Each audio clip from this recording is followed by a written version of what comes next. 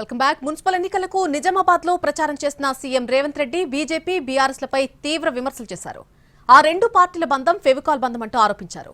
అరవింద్ ను ఎంపీగా 2 సార్లు గెలిపిస్తే నిజామాబాద్ ను స్మార్ట్ సిటీగా ఎందుకు ప్రకటించలేకపోయారని ప్రశ్నించారు. కిషన్ రెడ్డి కల్వకుంట్ల కిషన్ రావుగా మారిపోయారని సెటైర్లు వేశారు. కాంగ్రెస్ ను గెలిపిస్తే నిజామాబాద్ ను అభివృద్ధి చేస్తామని, ఎయిర్పోర్ట్ తెస్తామని హామీ ఇచ్చారు CM Revanth Reddy. BJP BRS బంధం కూడా విడదీయరాని ఫెవికల్ బంధం. ఇవాళ బీజేపీ కేసిన బీఆర్ఎస్ కేసిన ఒక్కటే ఆ ఓట్లు తీసుకెళ్లి మూసీ నదిలో వేసినట్టే. ఎందుకంటే ఇవాళ ప్రభుత్వం అనేది ఉన్నది, 2 ఏళ్లే మనం పూర్తి చేసుకున్నది. ఇంకా 8 ఏళ్లు కాంగ్రెస్ పార్టీ అధికారంలో ఉంటుంది, తెలంగాణను అభివృద్ధి చేస్తుంది. ఈ అభివృద్ధిలో నిజామాబాద్కు ప్రత్యేకమైన స్థానం ఉంటుంది.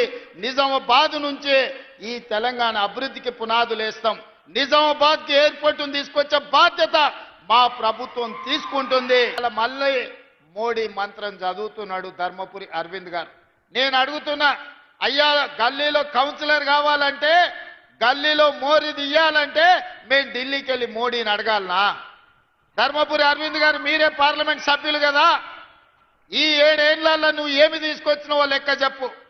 మిమ్మల్ని 2 సార్లు ఎంపీగా గెలిపిస్తే మోడీ గారి దగ్గర నీకు చాలా పరపతి ఉందంటావు కదా, మరి మోడీ గారి దగ్గర పరపతి ఉంటే ఎందుకు మీరు స్మార్ట్ సిటీ కింద నిజామాబాద్ను తీసుకురాలేకపోయినరు? 95 సంవత్సరాల మున్సిపాలిటీకి ఒక స్మార్ట్ సిటీగా మీరు మోడీ దగ్గర సాధించలేకపోయినరు. మీ పరపతి ఉపయోగపడలేదంటే మళ్ళీ కార్పొరేటర్లుగా బీజేపీ వాళ్ళని ఎందుకు గెలిపించాలి అని చెప్పి ఈరోజు ధర్మపురి అరవింద్ గారిని నేను అడుగుతున్నా. ఇవాళ కిషన్ రెడ్డి కాదు, కిషన్ రెడ్డి కల్వకుంట్ల కిషన్ రావుగా మారిండు. ఆ సంగతి నీకు తెలుసా రామచంద్ర రావు గారు? ధర్మపురి అరవింద్ గారు, మీ కిషన్ రెడ్డి కాదు, ఇవాళ మీ కిషన్ రెడ్డి కల్వకుంట్ల కిషన్ రావుగా మారిండు.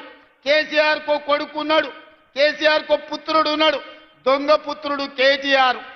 ఇవాళ కేసీఆర్కి ఇంకో దత్తత పుత్రుడు ఉన్నాడు, ఆయన పేరు కల్వకుంట్ల కిషన్ రావు.